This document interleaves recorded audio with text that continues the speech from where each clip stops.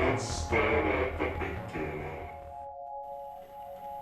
My name is Ntel, the abstract intelligent, representing AIDS Crew, alone in deep space, and it don't stop. America's injustices destroying societies, etc. I am a born artist. I started art as a baby, like a lot of kids, with finger paints, and I kept going from there. And since then, I've become a writer, musician, sculptor, graffiti writer. As long as I can remember, I made art.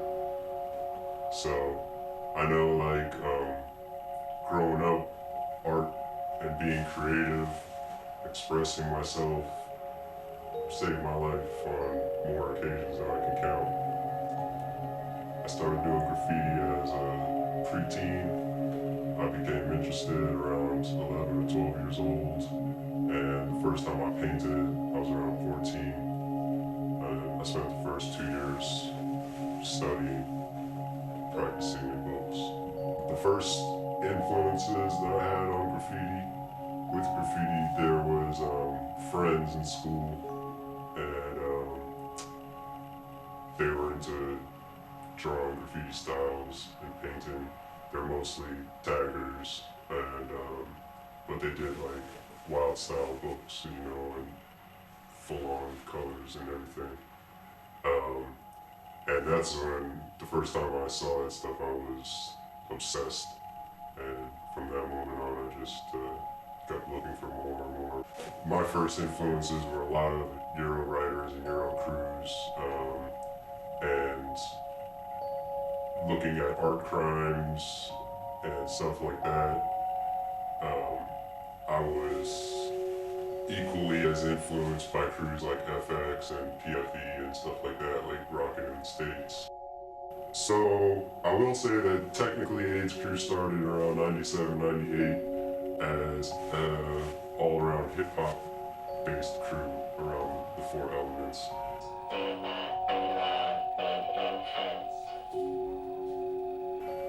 AIDS Crew was formally united as a graffiti unit, maybe like it was 2003, 2000, between 2002, 2004 area. And that idea came about between four of the members, Dutch, Diesel, Loser, and myself. After painting together for 3 years even without repping crew together, because prior to that we thought it was like there was something to be said about a group of people that painted together that weren't in a crew, because nowadays everybody's crew, everybody has a crew even if there's two of you, you know, and so we took a lot of pride in painting for a few years without any crew. And after many conversations together, we were on our way to do a highway spot actually one night, and I'll still remember driving in Jersey City, driving up 440, on our way to do the spot, 280, and yo, tonight we gotta do it, man. And everybody said, fuck it, let's do it. And that was the first night we all four put up AIDS together.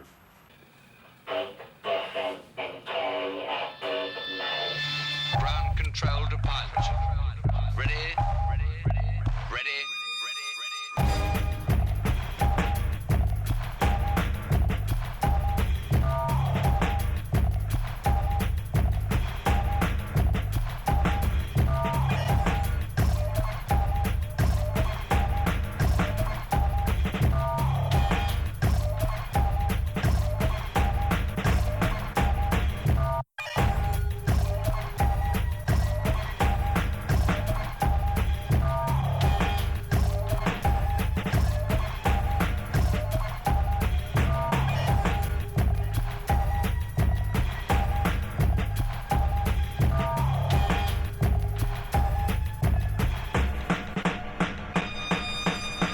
I think one of the reasons, I know one of the reasons that I am so eclectic in graffiti and art and in life in general is because I'm curious at a lot of things, and interested in a lot of things, and I get bored easily too. So my favorite thing to do when I go out is a different thing every time I go out.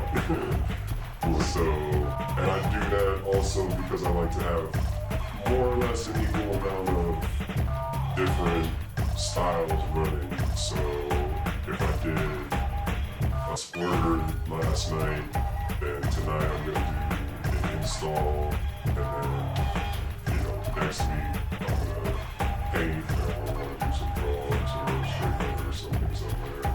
And then I'll wanna have a sticker night and bounce around. The truism stickers, they came about a few years ago, and there's a few philosophies behind the style and the messages that are on them and everything. So, first off, the style. I love graffiti, but I fucking hate graffiti. And, doing a million tags on a sticker and all this same throw up and all this stuff, there's a lot to that, but me personally, like I said before, I get kind of bored with things too. And I like to bridge gaps. And graffiti doesn't have to just be for graffiti writers, and it just doesn't have to be for the police that follow it and the business owners that get, whatever.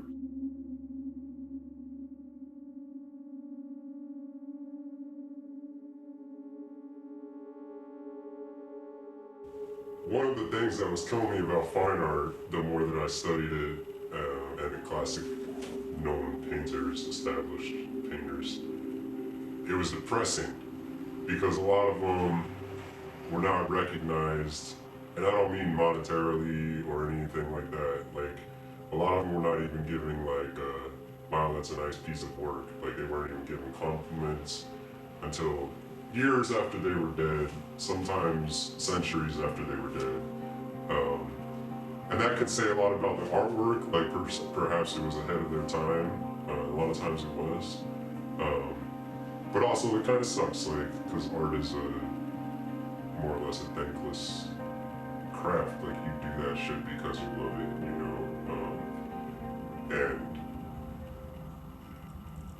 so I growing up, I just knew it just felt natural to create shit and express. And I knew that I wanted to, or I hoped that I could, just make an influence somewhere, like if it's changed something in the world, or if it's like make someone's day good or bad, or have my name go down in the history books like these other guys who killed themselves literally for art their whole life, and didn't receive recognition while they could appreciate it. So this was killing me as I got older, and I started trying to think how this could be different, and that's when I found graffiti, and it was more or less like people that were alive and rocking.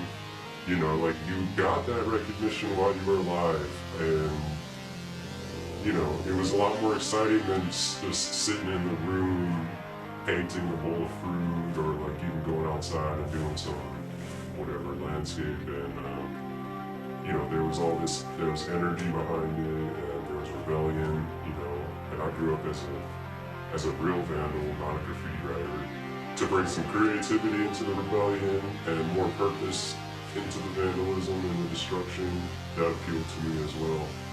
Not wanting to disown fine art, wanting to pay respect to the people that put in the real work ahead of us, because very few of us have figured out any true original techniques that weren't figured out by someone ahead of us. So I want to pay respect to art as a culture and graffiti as a culture. Well, at the risk of sounding like a total asshole, or a purist, or an elitist, I've been called many of these things. I will accept the term purist. So anyone that is interested in graph nowadays, I think, should ignore the internet, more or less, and should focus on reading some of the materials and watching some of the videos that are classics to this culture, you know. It's still a young culture, but just like every culture, you have literature, you have theories, you have understandings and things like that. That there's places you could find this stuff, even if you do grow up outside of graffiti or outside of the urban area or something like that, you know. So ignore popular culture, learn graffiti history, practice, you know, don't discredit paper and sketching while you're watching TV and shit. Like, practice a lot with your hands on paper, practice going down after that. And also, like, practice sort of in your head, you know, you can visualize doing pieces and you can visualize being in spots. And you'd be surprised how much you can teach yourself and learn from those things. And fucking try not to paint shit that other people paint. Try not to paint stuff that looks like other people. And learn how to be influenced without straight biting.